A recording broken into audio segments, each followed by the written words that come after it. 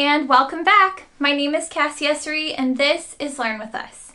Today I'm going to be continuing with our theme of positive things that are coming out of this distance learning, and we are going to be talking about things that you can do distance learning wise that you can't exactly do in the classroom or are really hard to do. So some awesome things that you can try that are usually not doable. So I hope you like this video. If you do, give it a thumbs up and subscribe down below. Let me know what your favorite thing is, or if you're trying any of these ideas with your students already, because I would love to hear how they're going. So the first thing is have a lunch club.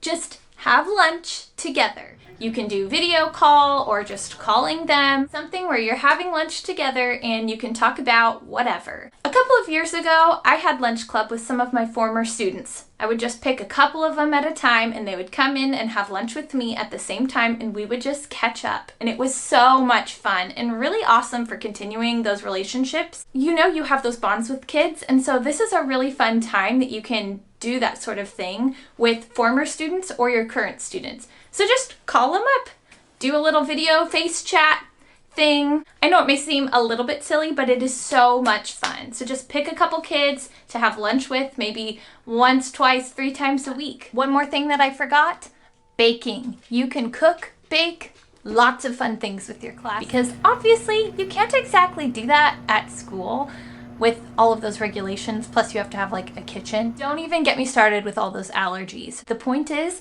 you can do that from home as well. Another thing that kind of goes along with lunch club is book club. Start a book club with maybe even just a couple of students from your class. You know those high flyers, the ones that everything is like way too easy for?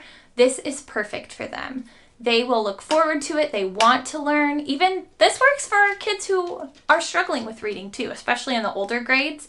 You can pick one of those many series that your library has, like 10 books of the same book.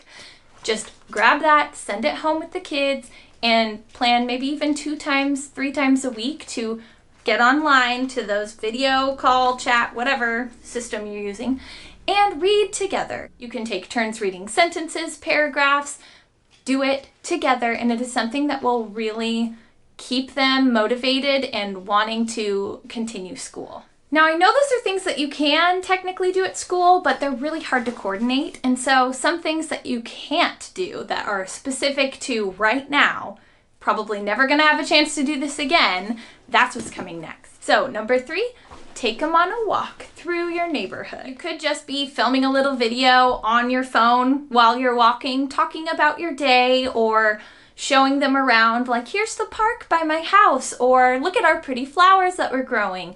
Show them a little bit more of your space that you live in, especially because they care about you a lot. And so when you share things about yourself with them, it's awesome, and they are going to grab onto that. So another one that goes right along with that is to video chat with your students one-on-one, or maybe even just a tiny little group, like 2 kids and you. There are some kids that just really need to see your face and talk to you and tell you those random little stories about losing their teeth or rearranging their backyard. And we know that one-on-one time with a student is actually really hard to get in the classroom when you have a million other things going on and a ton of children around, but right now we don't. So you can actually give them your undivided attention, and that really doesn't happen that often, so it's really special. Give them a call.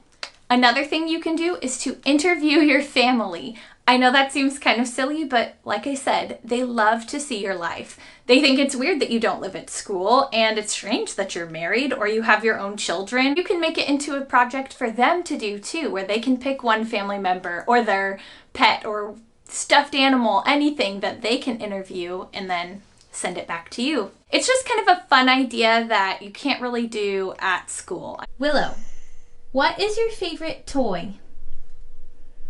What's your favorite toy? Go get your toy, Willow. Is that your favorite toy, Willow? Is that your favorite one? You heard it here, folks. So the last thing is that you can do some really cool science experiments. We've all been there where you're surfing on Pinterest and you see these awesome things that you can't wait to do in class, and then you look at the ingredients. And it has a bunch of things in there that you can't bring to school. Whether it's that a material is really expensive to get enough for your whole class, or it's just too many steps that it would just not work. You know what I mean. Now is the time where you can do that and just videotape yourself doing it by yourself, and they can observe.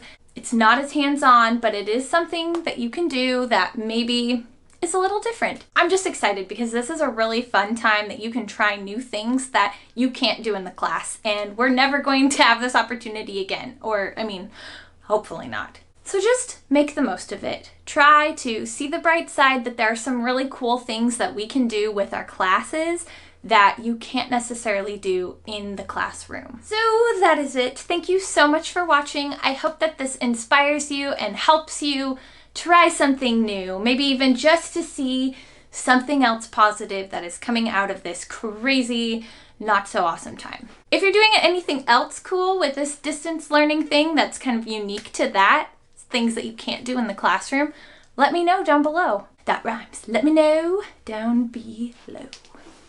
So yeah, thank you so much for being here, and I'll see you guys next Tuesday. Bye!